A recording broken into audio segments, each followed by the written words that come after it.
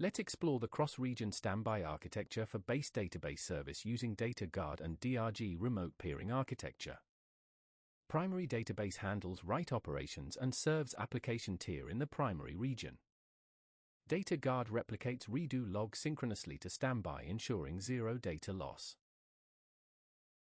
Primary DRG routes cross-region traffic privately without internet exposure.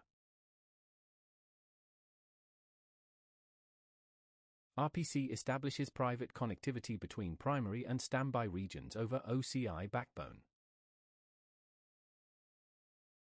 Standby database receives redo apply and supports read offloading and automatic failover.